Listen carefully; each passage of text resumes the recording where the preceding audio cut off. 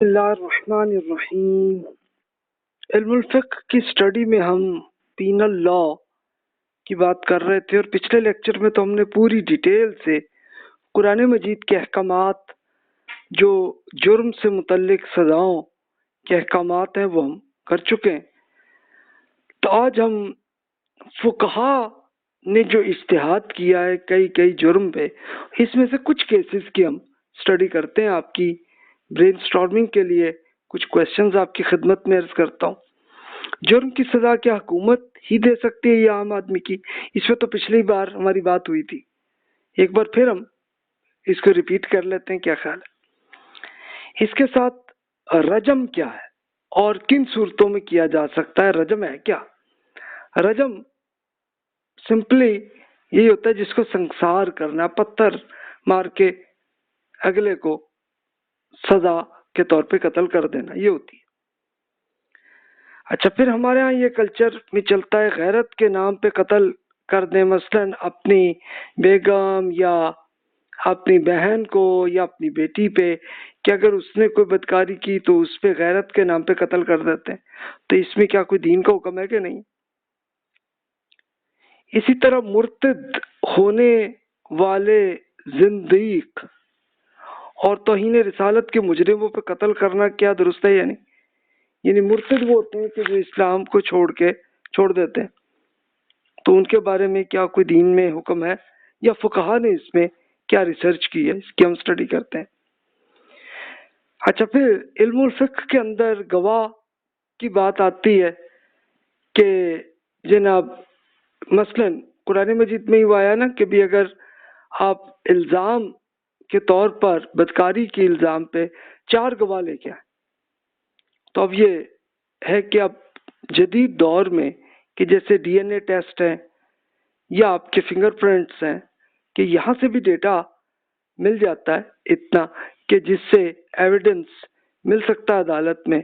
تو بتائیے کہ کیا اس میں فقہا کیا کہتے ہیں کہ گواہی کے حکم میں یہ چیز ہو سکتی ہے کہ نہیں ہو سکتی؟ حدود میں خواتین کی گواہی کیا نصف ہے یا مکمل ہے؟ اب یہ بھی ایک بڑا اختلاف ہے کہ کئی فقہا کہتے ہیں کہ جناب نہیں، خواتین کی گواہی آدھی ہوتی ہے، کچھ کہتے ہیں مکمل ہے۔ تو کیسے، کیا دلیل ہے، اس پہ ہم دیکھتے ہیں۔ اور پھر دیت کیا ہے؟ دیت سمپلی آپ کچھ عرصہ پہلے پڑھ چکے ہوں گے کہ دیت یہ ہوتی ہے کہ اگر غلطی سے کسی کوئی قتل ہو جائے تو پھر اس کے لیے فائنینشیل پینلٹی دینی پڑتی ہے، جس سے یہ غلطی ہوئی۔ تو اب وہ دیت کا تعین کیسے ہوگا، کیسے پتہ چلے گا کتنی اماؤنٹ لازمی ہے، اتنی تو۔ پھر عاقلہ کیا ہے؟ یہ فقہ کے اندر آپ نے پڑھا ہوگا لفظ، سمپل آپ کہہ سکتے ہیں group of people to pay blood money, یعنی وہ دیت کی جو پیمنٹ کرنی کون دے گا؟ اگر وہ قاتل یعنی جس کے ہاتھوں قتل ہو گیا تو اول تو وہی دے گا، اگر نہیں دے سکتا تو پھر عاقلہ ہوتی ہے کہ جو سارا گروپ مل کے پیمنٹ کرتا ہے۔ تو وہ کیا ہے، وہ کیسے آیا؟ تو آئیے ان سب کی ہم سٹڈی کر لیتے ہیں، تو پینل لا ہمارا مکمل ہو جائے گا۔ یہ اب اجتہادی معاملات ہی ہیں کہ جو تو قرآن میں حکم آ گئے وہ تو دین کا حکم ہے، اور جو فقہا نے سوچا ہے تو یہ انہوں نے قرآن مجید کی احادیث کی کس بیسس پہ انہوں نے فرمایا، کیا ریسرچ کی ہے، احادیث ہیں تو کیا وہ اوتھینٹک ہیں یا نہیں ہے، اس کو لے کے آپ ریسرچ کر کے دیکھتے ہیں۔ اور اگر انہوں نے لاجیکل سوچا ہے تو لاجیکل کس بیس پہ سوچا ہے، اس کو لے کے آپ کمپیریٹیو اسٹڈی آپ کرتے ہیں، اور کرتے ہوئے پھر آپ ڈیسیژن لیتے ہیں کہ جناب یہ درست ہے اور یہ نہیں ہے۔ لیکن یہ میں آپ سے ہمیشہ عرض کرتا ہوں کہ اپنا تعصب، اپنے بینیفٹ کو بالکل چھوڑ دیں، اس کو ذہن سے نکال دیں، اور اپنے اگر کسی فرقے میں ہے تو اس فرقے کی بات کو چھوڑ دیں، بلکہ یہ بات دیکھیں کہ اصل دلیل کیا ہے، کس بیسس پہ کسی اسکالر نے جو ریسرچ کی ہے تو کیا بیس کیا ہے، بیس کے لحاظ سے آپ ڈیسیژن کیجئے۔ تو آئیے جناب ہم ایک بار پھر دوبارہ یاد کر لیتے ہیں کہ جرم کی سزا کیا حکومت ہی دے گی یا عام آدمی؟ اس میں تمام فقہا کا اتفاق ہے، اجماع جیسے کہتے ہیں کہ بالکل ایگریمنٹ ہے کہ جناب یہ عدالت ہی کر سکتی ہے، انسان نہیں کر سکتے۔ اور رسول اللہ صلی اللہ علیہ وسلم نے یہ مکہ مکرمہ میں آپ پہ بہت ٹارچر کرتے رہے لوگ، صحابہ کرام پہ کرتے رہے، ان پہ کوئی سزا نہیں کی، لیکن تب جا کے کی کہ جب رسول اللہ صلی اللہ علیہ وسلم کو حکومت ملی تھی، اور رسول اللہ صلی اللہ علیہ وسلم نے یہ واضح کر دیا۔ ابو ہریرہ رضی اللہ عنہ سے روایت ہے کہ رسول اللہ صلی اللہ علیہ وسلم فرمایا کہ صرف حکمران ہی ڈال ہے، اس کے پیچھے ہی جنگ کی جا سکتی ہے اور اسی کے ذریعے دفاع کیا جا سکتا ہے۔ اگر وہ اللہ تعالیٰ سے ڈرنے اور عدل کا حکم دے گا تو اسے اس کا اجر ہے، اور اگر وہ اس سے ہٹ کر کچھ حکم دے گا تو اس کا وبال اسی حکمران پہ ہوگا۔ اسی طرح ابن عباس رضی اللہ عنہ سے روایت ہے کہ رسول اللہ صلی اللہ علیہ وسلم نے فرمایا کہ جو کوئی اپنے حکمران میں کوئی ناپسندیدہ بات دیکھے تو اس پہ صبر کیجئے، کیونکہ لوگوں میں سے کوئی شخص بھی اگر حکومت کی اتھارٹی سے ایک بالشت بھر بھی نکل گیا تو وہ اس کی موت جاہلیت کی موت ہوگی۔ اور جاہلیت کی موت میں وہی عرض کروں کہ یہ مختلف قبائل کے رسول اللہ صلی اللہ علیہ وسلم کے زمانے میں ہوتا تھا کہ جناب اپنا ہی جتھا ملا کے ایک دوسرے کو قتل کرتے تھے، اور ان کا سردار جو حکم دیتا بس جناب اس کو وہ دین کا حکم سمجھ کے اس پہ عمل کرتے تھے، چاہے وہ نیکی ہے یا برائی ہے، بس ویسے ہی کرتے تھے۔ اور اسی بیسس پہ خود رسول اللہ صلی اللہ علیہ وسلم اور صحابہ کرام رضی اللہ عنہم کو بھی وہ ٹارچر اس لیے کرتے رہے تھے، اور بہت سے صحابہ کرام شہید بھی ہوئے تھے اس میں، لیکن ان پہ رسول اللہ صلی اللہ علیہ وسلم نے سزا کو امپلیمنٹ نہیں کیا جب تک آپ کو اللہ تعالیٰ نے حکومت دے دی۔ اور پریکٹیکلی تو میں عرض کر چکا ہوں کہ آپ ابھی بھی موجودہ زمانے میں بھی آپ کیس اسٹڈی کسی بھی ملک کی آپ کر سکتے ہیں کہ جہاں پہ عدالت کا معاملہ ہوتا ہے تو وہاں پہ آ کے وہ ملزم سے بھی اور جو بھی الزام لگا رہا اس کو بھی پوری ان کی ریسرچ کو لے کے ہی عدالت ڈیسیژن لیتی ہے، جبکہ اگر کوئی گروپ یا کوئی آدمی مل کے یہ اپنا کرے گا تو پھر فساد فی الارض ہی ہوتا ہے۔ اس کے لیے بھی آپ کیس اسٹڈیز افریقہ کے بہت سے ممالک میں، پاکستان میں بھی یہ کیس آپ نے دیکھا ہوگا، آج کل عراق اور سیریا، یمن وہاں پہ بھی ہے، یہ افغانستان میں ایک عرصہ رہا ہے، تو یہ ایک سینیریو رہا ہے۔ تو پریکٹیکلی یہی ہے۔ ہاں صرف اتنی اجازت ہی ہے کہ اگر آپ پہ حملہ ہو تو آپ سیکیورٹی کے طور پہ کر لیں، آپ کے گھر میں کوئی ڈاکو آ گیا، چور آ گیا، آپ کر سکتے ہیں، تو وہ ہے۔ تو آئیے جناب اب ہم آتے ہیں بدکاری کی سزائے رجم جو اسکالر کہتے ہیں، اس کے لیے اب ہم سب سے پہلے قرآن مجید سے ہی سٹارٹ کرتے ہیں کہ قرآن مجید میں حکم کیا ہے۔ بسم اللہ الرحمن الرحیم۔ الزانیۃ والزانی فاجلدوا کل واحد منہما مئۃ جلدۃ ولا تأخذکم بہما رأفۃ فی دین اللہ ان کنتم تؤمنون باللہ والیوم الآخر ولیشہد عذابہما طائفۃ من المؤمنین۔ جب پچھلے لیکچر میں بھی آپ سن چکے ہوں گے، ترجمہ یہ ہے کہ عدالت کے ذمہ دار پہ یہ حکم ہے کہ بدکار عورت اور مردوں میں سے ہر ایک کو 100 کوڑے مارے۔ اللہ تعالیٰ کے دین کے معاملے میں کوئی رحم دلی آپ میں نہیں آنی چاہیے اگر آپ واقعتاً اللہ تعالیٰ اور یوم آخرت پر ایمان رکھتے ہیں۔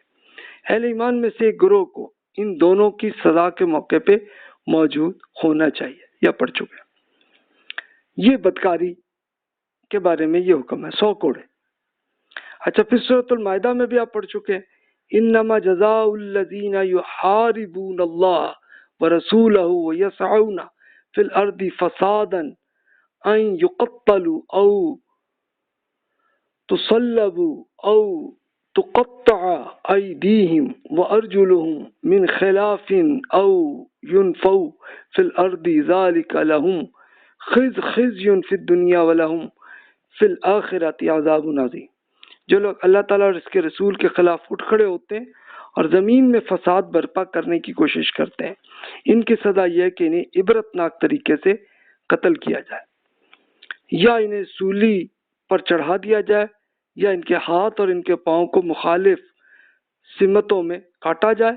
یا پھر انہیں جلا وطن کر دیا جائے۔ اس کے لیے دنیا میں رسوائی اور آخرت میں بڑا عذاب ہے۔ تو اس کو بھی آپ ڈیٹیل سے پڑھ چکے، تو آپ کہیں گے کہ اس کا بدکاری سے کیا تعلق؟ تو یہ دیکھیں، یہ جو رجم ہے، رجم یہی ہے نا کہ جس میں عبرت ناک طریقے سے قتل کرنا، یعنی جس میں پورے لوگوں کے سامنے پتھر مارے جائیں اور بندے کو کیا، یا سولی جو ہے وہ بھی تو ایک بالکل عبرت والی یہ بھی ایک سزا ہوتی ہے کہ جس میں لٹکا دیتے ہیں بندے کو۔ تب آئیے بدکاری میں تو 100 کوڑے کا حکم آیا۔ اب آئیے اسکالر کی طرف کہ وہ کیا فرماتے ہیں۔ اکثر فقہ کہتے ہیں کہ جی قرآن مجید کے مطابق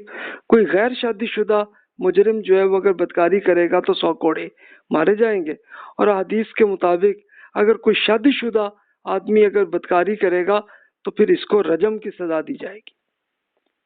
رجم وہی کہ اس کو سنسار کیا جائے۔ جو بہت سے بعض فقہا جو ہیں وہ یہ کہتے ہیں کہ جی مجرم خواہ شادی شدہ ہو یا نہ ہو، مجرم کی وہی 100 کوڑے کی سزا ہے، ان کا پوائنٹ آف ویو ہے۔ اب آئیے دلیل کی طرف آتے ہیں، اور دلیل قرآن مجید میں تو آپ پڑھ چکے ہیں۔ اب یہ یاد رکھیے کہ قرآن مجید کا حکم ہی دین کا بنیادی حکم ہے، یہی اصل شریعت تو ہے۔ احادیث میں رجم کے کیسز ہوئے ہیں کہ جب رسول اللہ صلی اللہ علیہ وسلم کے زمانے میں جنہیں رجم دی گئی تھی، تو وہ اسکالر اس میں دلیل پیش کرتے ہیں کہ یہ ان مجرموں پر ہوئی ہے کہ جنہوں نے ریپ کیے یا دہشت گرد بنے، کہ جو سورۃ المائدہ کے اندر جو حکم رجم کا جو حکم وہ عبرت ناک طریقے سے قتل کی ایک مثال تھی، اور پھر ریپ اور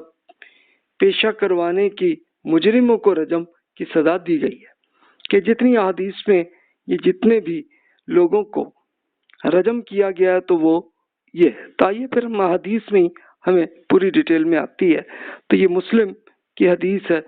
عبادہ بن صامت رضی اللہ عنہ سے کہ رسول اللہ صلی اللہ علیہ وسلم نے فرمایا،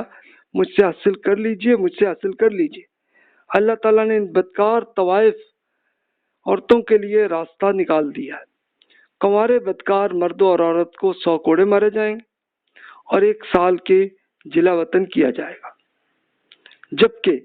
شادی شدہ مرد اور عورت کو 100 کوڑے مارنے کے ساتھ رجم بھی کیا جائے۔ تو اب یہ حدیث میں وہی کہ 100 کوڑے بھی مارے اور پھر رجم بھی، جو شادی شدہ بدکاری کر رہے ہیں۔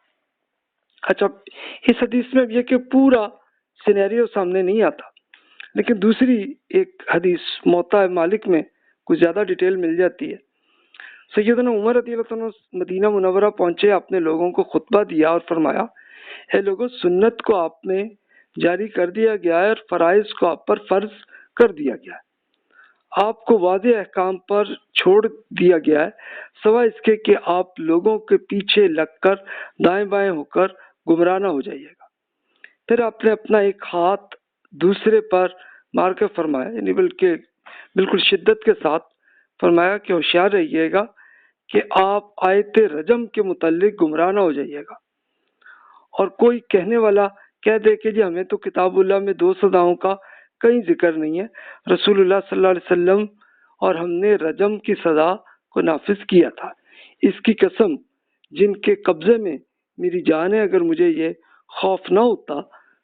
کہ لوگ کہیں گے کہ عمر بن خطاب نے کتاب اللہ میں کوئی اضافہ کر دیا، تو میں اسے ضرور قانونی طور پر لکھوا دیتا کہ اگر میں نے کوئی قانون بنایا ہوتا تو بوڑھے بدکار مرد اور عورت کو ضرور رجم کرو، ہم اس کی تلاوت کرتے رہیں۔ تو یہ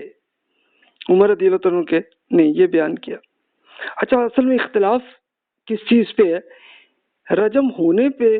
تو کسی میں اختلاف نہیں ہے، لیکن میجورٹی یہ کہتے ہیں کہ جو بھی شادی شدہ بدکاری کرے گا اس کو رجم کرنا ہے، لیکن جو فقہا اختلاف کرتے ہیں وہ کہتے ہیں کہ جی بدکاری کی سزا تو وہی 100 کوڑے، رجم کے جرم اصل میں ان مجرموں کو ہوگی کہ جو یہ ریپ کر رہے ہوں یا پیشہ کروانے والے مجرم جو ہوتے ہیں کہ جو خواتین کو اغوا کر کے اور ان کو طوائف بناتے ہیں، ان کے لیے۔ تو اب یہ احادیث سے ہی اصل میں اختلاف کے دلیل آپ کے سامنے یہ آئیں گے۔ تو اب اور احادیث پہ دیکھتے ہیں، یہ بھی موطا امام مالک کی ہے۔ یہ اب اصل میں ایک پورا کیس ہے۔ سعید بن مسیب کہتے ہیں کہ بنو اسلم کی ایک شخص ابو بکر صدیق رضی اللہ عنہ کے پاس آیا اور اس نے بدکاری کے ارتکاب کا اعتراف بھی کیا۔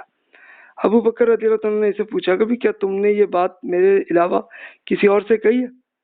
وہ بولے نہیں جی۔ فرمایا پھر تو تم اللہ تعالیٰ سے توبہ کرو اور جس چیز پر اللہ تعالیٰ نے پردہ ڈالا اسے چھپا رہنے دو، اللہ تعالیٰ اپنے بندوں کی توبہ قبول کرتا ہے۔ لیکن وہ جس بندے نے بدکاری کر لی تھی تو اس کے دل کو قرار نہ آیا۔ اب وہ عمر رضی اللہ عنہ کے پاس آ گئے، ان سے بات کی تو جو ابو بکر رضی اللہ عنہ سے کی تھی، تو عمر رضی اللہ عنہ نے بھی یہی بات کی کہ بھئی یار تم توبہ کرو بھائی، ابھی تم عدالت میں نہ جاؤ معاملات کو۔ اس پر بھی وہ اطمینان پہ نہیں آئے، رسول اللہ صلی اللہ علیہ وسلم کے پاس آ گیا۔ سعید کہتے ہیں کہ رسول اللہ صلی اللہ علیہ وسلم نے 3 مرتبہ اس کی بات سنی انسنی کرتے ہوئے رخ انور پھیر لیا۔ پھر اس نے پھر بھی اعتراف کیا تو رسول اللہ صلی اللہ علیہ وسلم نے اس کے گھر والوں کو بلایا اور پوچھا کہ بھی یہ کوئی ذہنی مریض تو نہیں ہے؟ تو بولے نہیں یا رسول اللہ یہ صحیح آدمی ہے۔ پھر آپ نے پوچھا کہ بھی کنوارا ہے یا شادی شدہ ہے؟ تو وہ بولے کہ جی یا رسول اللہ شادی شدہ ہے۔ پھر رسول اللہ صلی اللہ علیہ وسلم کے حکم پر اسے رجم کر دیا گیا۔ تو اسکالرز پھر اس میں یہ دلیل پیش کرتے ہیں کہ دیکھیں کہ رسول اللہ صلی اللہ علیہ وسلم نے بھی پہلے تو اوائڈ کیا اس کو، پھر بھی نہیں ہوا تو پھر یہ پروف بھی دیکھے کہ بھی بندہ کوئی ذہنی مریض تو نہیں ہے، شادی شدہ بھی ہے کہ نہیں ہے، یعنی سارے پورے لے کے پھر پورا جب کیس سامنے آیا کہ جناب بندہ ٹھیک ہے، شادی شدہ بھی ہے، یعنی اپنے میاں بیوی میں تعلق کر سکتا تھا، پھر بھی بدکاری کی ہے، تو اسے تب جا کے رجم کی سزا اسے ملی۔ تو اب اس میں جو اسکالرز وہ کہتے ہیں کہ نہیں جی صرف 100 کوڑے ہی کی ہے، رجم کی سزا ان کیسز میں جو وہ کہتے ہیں کہ جو ریپ اور اس طرح کے معاملات کے مسلط ہو جو لوگ تو ان پہ، تو پھر وہ احادیث میں رجم اس پہ وہی جو سورۃ المائدہ میں حکم آیا نا کہ عبرتناک طریقے سے قتل کرو، تو وہ حکم تھا۔ پہلے حدیث میں اس شخص کو اس وجہ سے سزا دی گئی کہ اس نے ریپ کے جرم کا ارتکاب کیا تھا اور اس کی نفسیاتی حالت اور سب کچھ شادی شدہ کی تفصیلات دیکھ کر ہی اسے سزا دی گئی تھی، یہ جو ابھی آپ نے حدیث جس بندے کی۔ اچھا کچھ احادیث میں اس خاتون پر رجم کیا گیا، تو ان احادیث میں کوئی تفصیلات میں نہیں ہے کہ رجم کی سزا کیوں دی گئی، اس لیے کچھ کہہ نہیں سکتے، لیکن لگتا ہی ہے، ظاہر ہے کہ اب اس کا کوئی ایویڈنس نہیں ہے، لیکن لگتا یہی ہے کہ وہ کوئی طوائف کی کوئی ہیڈ ہوگی کہ جو کروا لیتی ہوگی اوروں سے، تو اس لیے کی گئی ہوگی، یہ ایک اندازہ ہی ہے، ظاہر ہے اس کا کوئی 100% ایویڈنس تو نہیں ہے۔ مزدور کے مقدمے میں مالک کی بیوی کو سزا اس وجہ سے دی گئی تھی کہ اس کی روایت ہے کہ اس نے اس کام میں بطور پیشہ اختیار کر لیا تھا